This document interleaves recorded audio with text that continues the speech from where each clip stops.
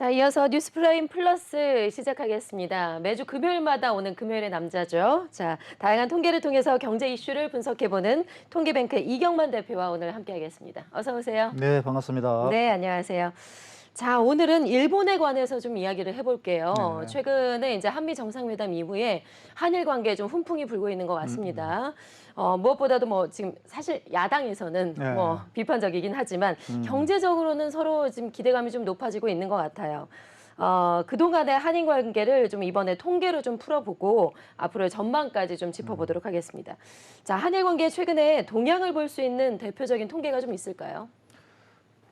일단 우리 국민들 또 일본 국민들의 생각이 어떤지 정말 얼마나 호감 있게 보는지 그것도 먼저 보는 게 아마 경제나 정치에서 시사한 바 많기 때문에 그것부터 먼저 좀 보겠습니다. 네.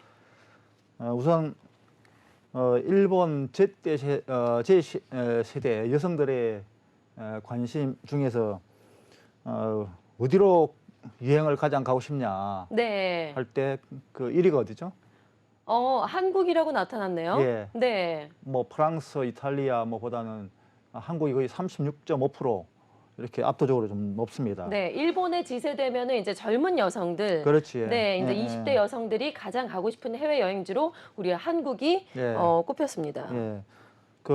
특히나 MZ 세대에서 이제 그 한국 뭐 배우기 또 한국 따라하기 열풍이 이제 도한 놀이라고 하는 게 좀 유행을 했습니다. 예. 그것은 이제 집에서 한국 음식을 먹거나 또 한국 콘텐츠를 이렇게 즐기는 그것을 사진으로 찍어서 SNS 올리는 그런 유행들이 지금 그 어떤 신풍속으로 지금 나타나고 있습니다. 이건 또 이제 뭐 일본도 우리나라를 이렇게 호감 있게 많이 보고 있지만 그러면 우리나라 사람들은 일본에 대해서 어떻게 이제 생각하느냐라고 볼 때 작년에 비해서 우리 호감도가 8.7%나 올라갔습니다. 네. 거의 한 40% 정도 한국인도 일본에 대해서 호감이 있다라고 이렇게 조사가 나왔습니다. 네. 과거에 비해서 많이 올라갔군요. 예. 일본에 대한 한국인의 호감도. 예, 이것은 2015년 조사 시작하는데 가장 높은 수치입니다. 예. 예, 또 더구나 그 금년 1월달에 일본을 방문한 외국인 관광객 중에 누가 제일 많은가? 네. 이 역시 우리나라입니다. 그래요? 예. 네. 이러한 뭐 우리 정부 당국자도 이런 국민들의 양쪽 국민들의 어떤 정서적 이런 것을 감안해서 아마 이렇게 한일 관계를 풀고 있지 않나 하는 그런 어떤 복선도 생각이 됐습니다. 네, 사실 옛날에 기성세대들은 네. 아직까지도 이제 일본에 대한 역사적인 감정이 상당히 많이 남아있는 것 같지만 예. 요즘의 MZ세대들은 뭐 역사를 무시하는 것이 아니라 예. 역사는 역사고 네. 과거는 과거고 현재 이제 문화는 이제 따로 또 판단을 한다고들 하더라고요. 그렇지. 예. 예. 자, 그래서 예. 요즘에 일본 애니메이션도 우리나라에서 상당한 인기를 얻었잖아요. 예. 그러니까 그게 이제 다 맞물려 있는데 네. 혹시 일본 애니메이션 좀 영화나 좋아하십니까? 저도 이제 가끔 나오는 재패니메이션이라고 하는데 예. 이제 종종 보곤 하죠. 예. 우리 아내도 종종 그 일본어로 된 애니메이션이나 영화를 이렇게 즐겨 봅니다. 네. 그 일본어를 알아듣는 것 같지는 않은데 어떻게 저렇게 네. 좋아할까? 근데 거기 나오는 영상이라든지 또 뭐 디자인, 의상, 뭐 먹는 거 이런 것들이 그냥 언어와 달리 그냥 이렇게 몸으로 느껴지는. 네, 일본 문화만의 그 감성이 예. 따로 있는 것 예, 같아요. 예. 그렇듯이 그 언어보다는 그 어떤 느끼는 어떤 감성이 이게 훨씬 중요하다고 느꼈는데 슬램 덩크라고 하는 애니메이션 혹시 네. 아십니까? 저는 아직 못 봤는데 네. 사실 이거 되게 보고 싶었어요. 슬램 덩크 관객 수가 지금은 380만 명 이제 돌파했다고 되어 있는데 네. 어제 부로 428명 돌파했습니다. 예. 저 손익 분기점이 150만 명입니다. 요 아주 우리나라에 완전 정말 큰 돈 벌고 네. 있는데 특히나 이제 네. 우리 아재들, 네. 예. 3, 40대 이제 남성들 사이에서 엄청나게 인기였다고 하고요. 뭐 그래프로도 나와 있네요. 예. 실제로 이제 30대와 40대에서 상당히 많은 인기를 얻었고요. 예. 또 이것은 그 2017년에 나오는 너의 이름은 하는 어떤 그 애니메이션 영화가 380만 명 네. 이렇게 나왔었는데 저 이거 봤습니다. 아, 그렇습니까? 네. 정말 더 중요한 어떤 수치는 방금 말씀했듯이 연령 대비 관객이 누구냐. 그 여성이 55%, 남성이 44% 정도 됩니다. 예. 그리고 이제 30대가 33.6%라는 이야기죠. 그래서 야, 이거는 어떤 한일 관계의 새로운 어떤 그 큰 트렌드를 반영하는 굉장히 중요한 역사적인 어떤 분기점이 있다. 네. 그리고 이제 그 슬램덩크가 좀 지나고 난 뒤에 새로 나온 일본 영화가 있는데 그 서점의 문단속이라고, 서점의 문단속. 네. 아, 맞아요. 예. 네. 이게 벌써 300만 명 돌파를 했습니다. 네. 예. 그것도 개봉 20일 만에. 그래서 아마 당분간 그 일본 영화나 그 문화가 우리나라에도 엄청 쏟아져 들어오지 않을까. 네. 아마 그 한일 관계를 계속 촉진시키는 기폭제가 될 것 같다는 생각을 하게 됩니다. 네. 과거에도 일본 애니메이션이 우리나라 영화로도 만들어진 경우도 이제 꽤 있었거든요. 네. 그러면서 좀 많이 사랑을 받고 알려지기도 했고요. 사실 그동안에 예전에는 우리나라에서 항일 영화를 개봉을 하면 네. 대부분 다 흥행에 성공했었거든요. 예. 예. 일본을 상대로 항일 영화. 예. 그런데 요즘에는 네. 이 항일 영화를 하면 예. 오히려 참패한다라는 통계가 있다고 예, 들었어요. 예. 저도 뭐 이순신 주제로 한 영화는 뭐 명량이라든지 정말 재미나게 봤습니다. 네.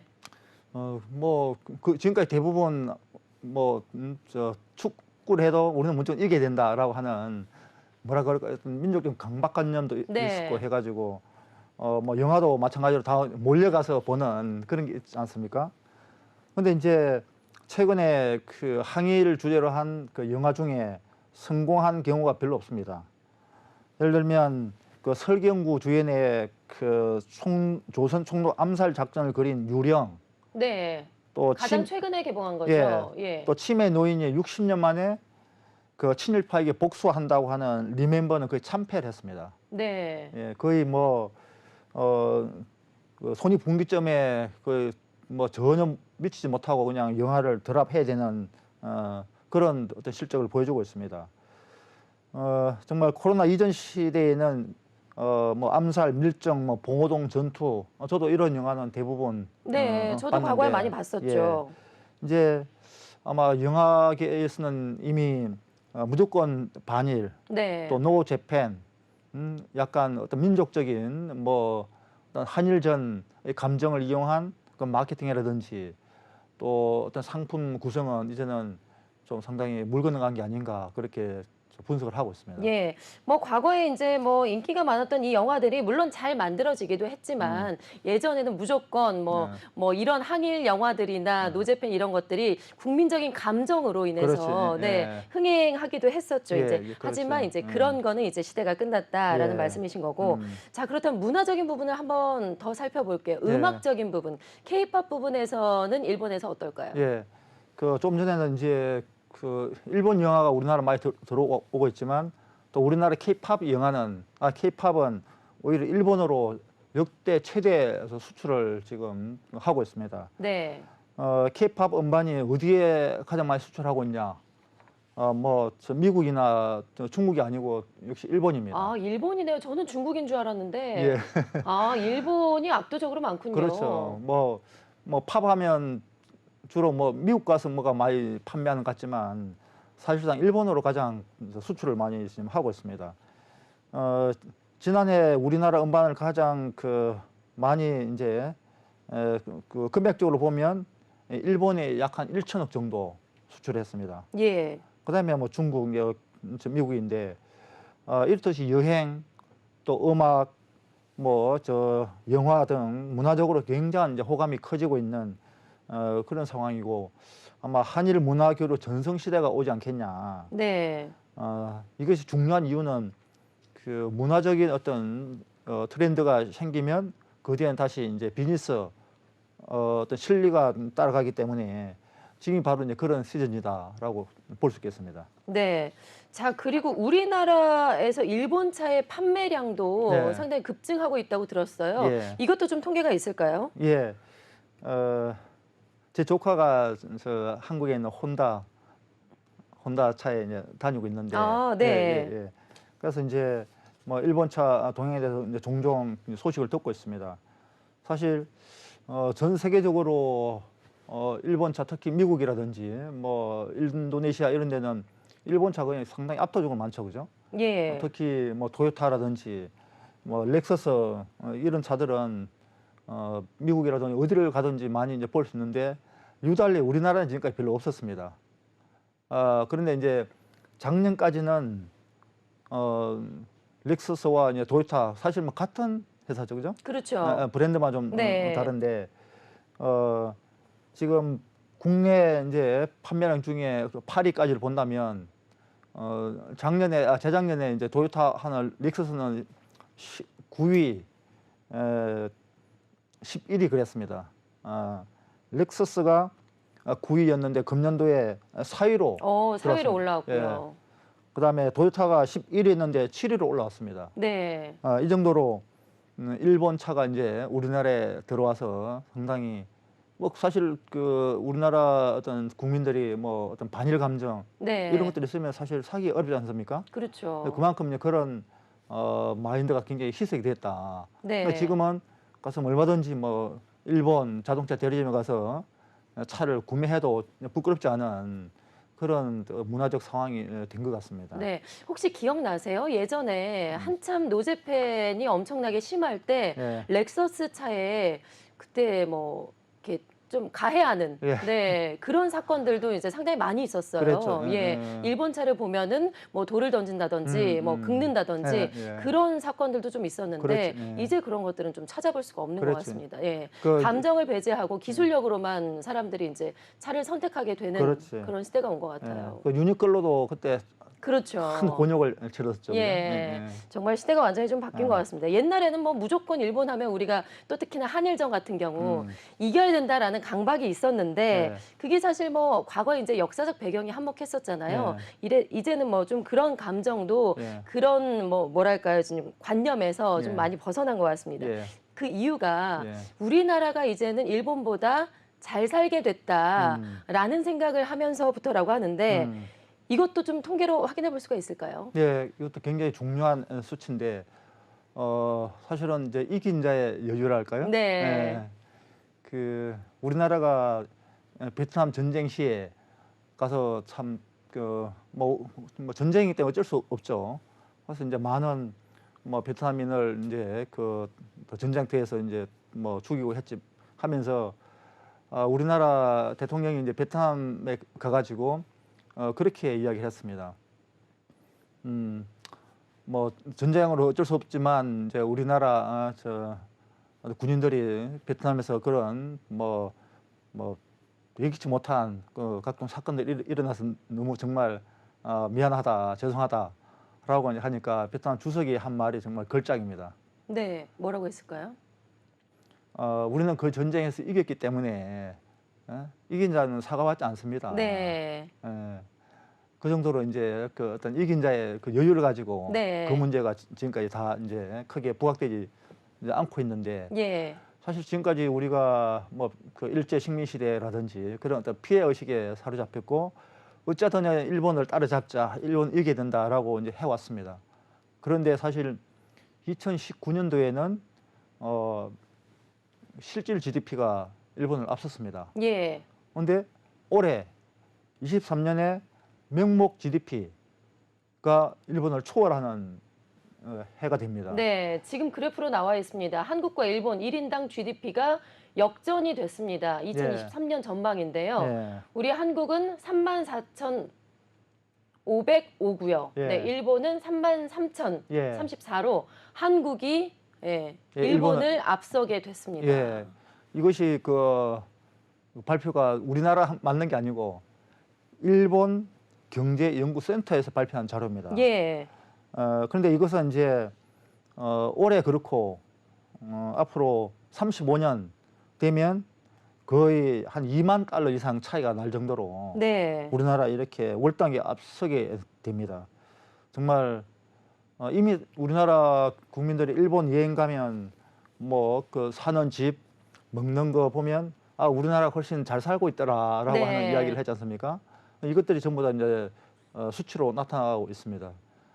그러다 보니까 이제 우리나라 사람들에게도 여유가 생긴 거죠. 네, 예. 가진 자의 여유, 이긴 자의 여유, 네, 예. 그거를 이제 우리 한국인들에게 느낄 수가 있다. 예. 자, 그런데 사실 일본은 네. 아직도 여전히 네. 세계 최강대국으로 세계에서는 네. 인식을 하고 있어요. 예. 우리나라보다는 여러 가지로 사실 이제 앞선 부분도 분명히 있습니다. 네. 어떤 것들이 좀 있을까요? 그러니까 사실 뭐 아직까지는 우리가 일본을 그 배워야 될 영역들이 참 많습니다. 예, 우선 그 100년 이상 그 장수 기업 현황을 보면 정말 깜짝 놀랍니다. 네, 우리나라는 겨우 7개, 일본은 3만 개가 넘습니다. 네, 예.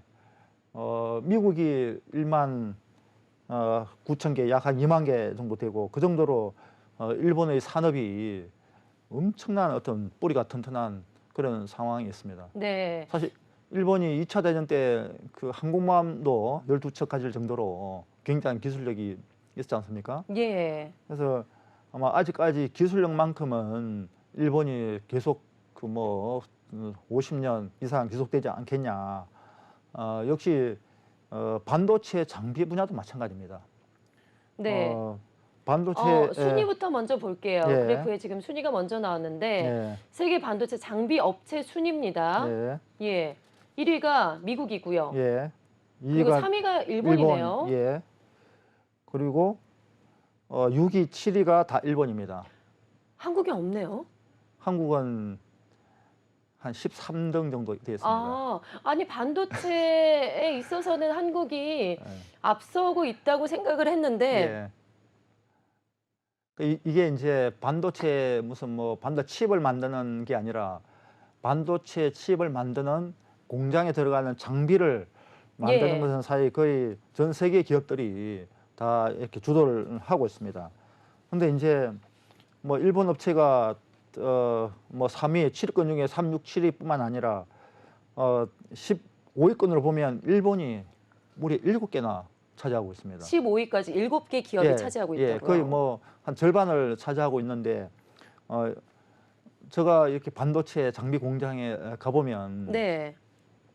사실은 껍데기는 우리나라에서 조립을 하고 안에 있는 알맹이는 다 사실 일본 또 여기 봤듯이 미국, 네덜란드 다 수입하고 있습니다. 네. 몰랐네요. 예, 네. 사실 우리나라 어떤 그 반도체 칩 분야도 전 세계 한 12%에 불과합니다. 네. 그 메모리 반도체 분야는 좀 강하지만 그 외에 뭐 시스템 반도체 이쪽 분야는 너무너무 취약한데 특히 반도체 장비 분야는 유달리 약합니다.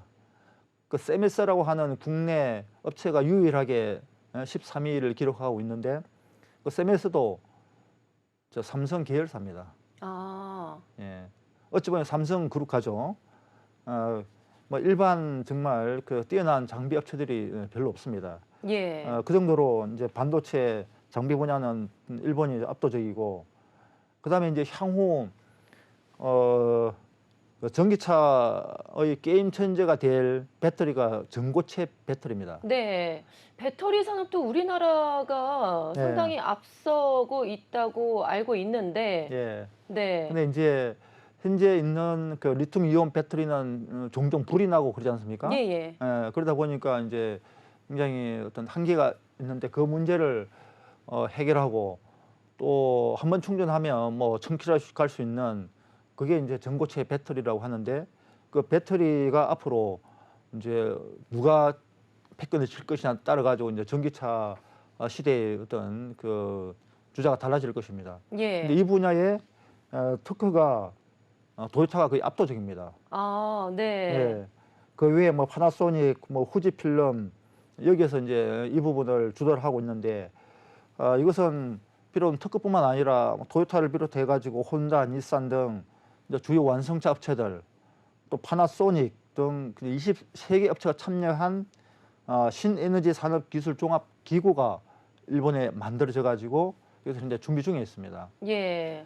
그래서 우리가 무슨 뭐 그 전기차 배터리 분야에 좀 앞선 듯 하지만 정말 주변 어떤 경쟁 상황을 보면 엄청 아마 위기 의식이 느끼실 수도 있습니다. 네. 아니 배터리도 그렇고 음. 반도체도 그렇고 음.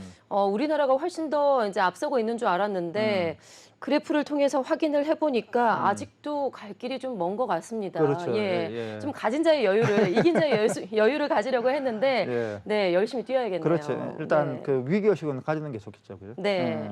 그다음에 또 이제 출산 문제, 그 인구 문제를 감안하지 않을 수 없는데 우리나라가 그 일본 출산율이 얼마 정도 혹시 되는지 아십니까? 일본도 상당히 많이 떨어지지 않았나요? 예. 네, 일본 같은 경우도 뭐 초고령화 사회에 예. 우리보다 먼저 예. 진입을 했기 때문에 안 좋은 걸로 알고 있는데. 안 좋은 걸 알고 있죠. 네. 자 보십시오.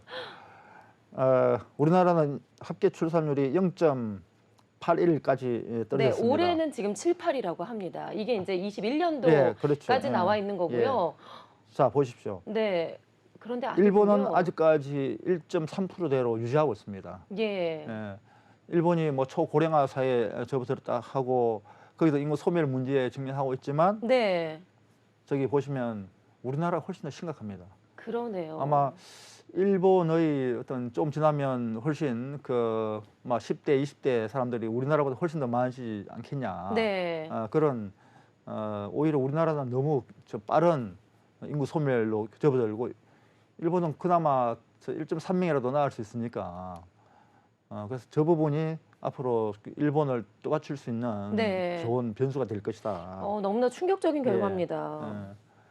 그다음에 이제 그 어떤 일본의 국력, 그 일본의 실력을 또 보여주는 게 이제 미국 국채 보유액입니다. 이제 국채를 많이 가질수록 그 해당 나라에 대해서 힘을 좀 발휘할 수 있지 않습니까? 예. 근데 이제 뭐 미국에 대한 국채 보유 액을 보면 자 중국이 미국에 대해서 국채를 많이 보유하고 있지만 일본 역시 저기 1조 687달러입니다. 달러. 네. 예. 그런데 우리나라는 1,312억 달러입니다.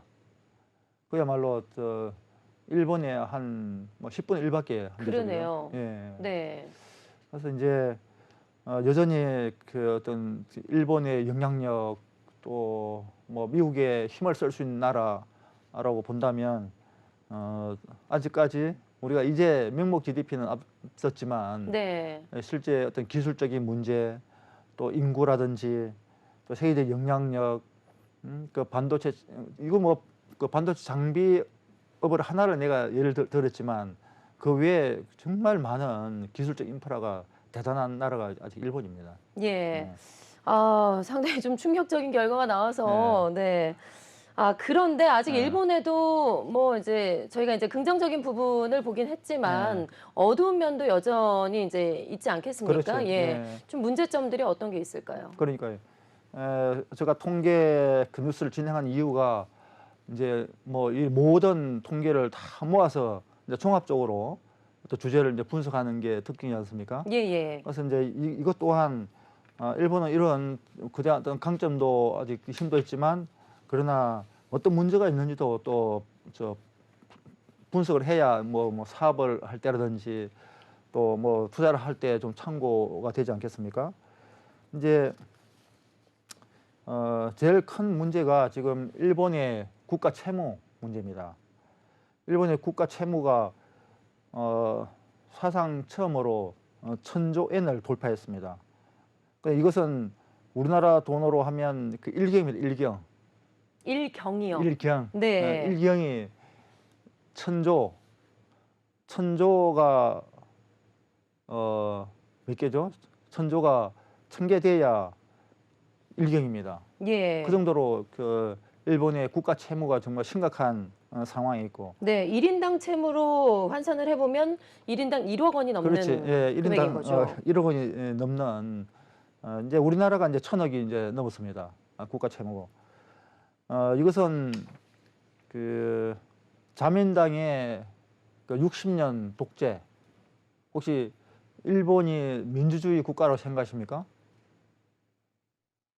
일본이 사실상 일본은 민주주의 국가라고 볼 수가 없습니다. 네. 예, 왜냐? 그 민주주의의 어떤 핵심의 정당 정치의 어떤 그 근간이 되고 있는데 일본은 자민당 1인 독재로 지난 60년간 지내왔습니다. 예. 그래서 이게 뭐 여야가 이렇게 바뀌고 해야 되는데 이제 저기 있듯이 자민당 내에 그냥 팝을 네. 중심으로만 자민당이 60년간 집권을 하다 보니까 그만큼 어떤 정치와 또 경제 역동성이 없어졌습니다. 네. 이게 바로 잃어버린 30년이 된 큰 원인이 되지 않나라고 이제 일본 내에서도 분석을 하고 있습니다. 그 사실상 뭐 우리나라는 지금 뭐 여야 간에 막 싸우고 있지만 오히려 이게 우리나라 역동성과 네. 어떤 발전을 가져오는 큰 계기가 더 되는데 건강할 수 있는 예, 거죠. 그렇죠. 네. 그래서 일본은 아마 저 자민당 저기 독재가 쉽게 깨지지는 않을 것 같습니다. 자, 그리고 다른 예. 지표도 좀 살펴볼까요? 그다음에 이제 일본의 종합적인 이제 국가 경쟁력 순위가 또 있습니다. 예. 예.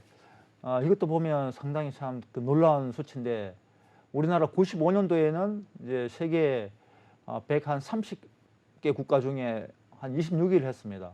근데 일본은 그때 4위였습니다. 4위. 예. 근데 2020년에는 우리나라가 23위, 세계단 뛰어 올랐지만 일본은 무려 30계단 추락했습니다. 네. 국가 경쟁력 종합 순위에서 예. 네, 우리는 23위, 일본은 34위로 30계단이 추락했다라는 거죠. 예. 그래서 이제 아까 이것이 바로 그 어떤 자민당 중심의 어떤 나라의 역동성이 없어지는 결과이지 않느냐 이렇게 예. 분석을 하고 있습니다. 그다음에 이제 일본 무역 적자도 역대 최대입니다.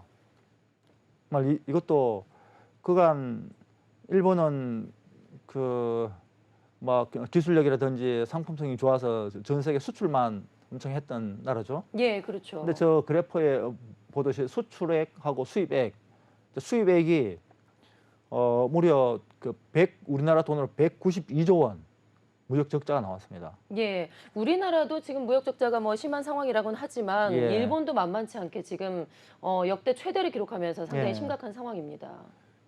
근데 무역 적자뿐만 아니라 그 경상수지 적자, 경상수지는 이제 국내에서 일어나는 뭐 자본재 어떤 수입, 뭐 예, 투자 서비스까지 어떤 다 서비스 포함하는 포함한 경상 적자까지도 이렇게 나오면서 지금까지 한 번도 적자인 경우가 없었습니다. 아, 네. 예, 근데 이제 일본이 경상수지까지도 적자가 되면서 굉장한 우려를 많이 하고 있습니다.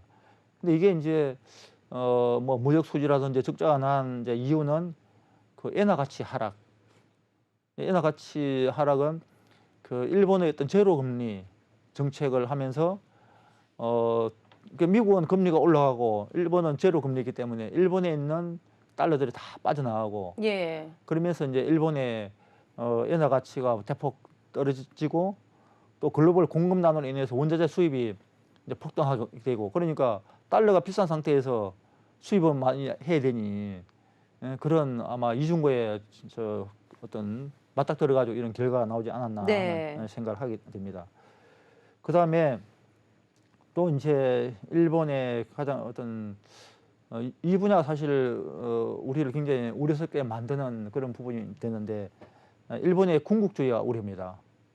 네. 일본 방위비 예산 증가를 보시면 정말 앞으로 일본이 이렇게 가지 않겠냐 하는 그런 우려가 나오고 있는데 예, 일본 방위비가 5년 이내에 2배 증액하겠다고 공식적으로 발표를 했습니다. 계속해서 늘리고 있는데 2027년에는 예. 2배 이상 늘리겠다. 그렇죠. 예, 네. 앞으로 5년 안에 2배 이상 늘리겠다라고 아주 발표를 했습니다. 예. 그래서 이 부분들이 앞으로 우리 어떤 그 동아시아에 있어 가지고 굉장히 어떤 위협 요인이 될 수가 있다. 또 이게 경제적으로도 상당한 부담이 되지 않겠냐 하는 우려를 하고 있습니다. 지금까지는 세계 국방비 지출 순위에서 일본이 9등이었습니다. 9등. 예. 근데 이제 1등이 미국이고 2등이 중국. 2027년에는 일본이 3위를 할 거라고 지금 작전을 하고 있습니다. 그래서 일본이 그렇지 않아도 아까 국가 채무가 그렇게 심각한데 이렇게 국방비에 지출해가지고 과연 또 나라가 지탱하겠냐 하는 우려가 좀 있습니다. 예. 자, 이렇게 오늘 일본의 여러 가지 현황과 문제점 등을 이제 살펴보고 우리나라하고도 이제 비교를 통해서 살펴봤는데 이런 상황을 감안해서 우리 시청자분들이나 이제 사업을 준비하신 분들이 얻어가야 할 인사이트는 뭐가 있을까요? 예. 이제 그 한일 관계 훈풍이 불면서 뭐 일본에 사업을 하려고 많은 분들이 이제 그 생각을 하고 계실 텐데 일본이 그러면 어떤 업종이 좀 이렇게 비즈니스 차원에서 접근이 하면 좋으냐? 네. 이제 일단은 일본 그래도 기본적인 인구가 많기 때문에 1억 2천만 명이지 않습니까? 근데 그걸 기본으로 염두에 두고 하는 게 이제 좋은데 첫째는 게임 시장. 게임 시장 전 세계 게임 시장 규모를 보면 미국이 1등, 그다음에 중국이 2등, 그다음에 일본이 3등입니다. 그 정도로 게임 시장에 있어 가지고 일본의 어떤 수요가 많기 때문에 우리나라 또 잘한 게 게임 산업이지 않습니까? 예. 그래서 이 분야에 끊임없는 어떤 기회를 찾는 게 좋을 것 같고. 예, 알겠습니다. 예. 시간 관계상 오늘은 여기까지만 정리를 해야 될 것 같아요. 네. 나머지 부분은 저희가 네. 다음 시간에 이어서 좀 더 듣도록 하겠습니다. 네. 지금까지 통계뱅크의 이경만 대표와 함께했습니다. 고맙습니다. 네.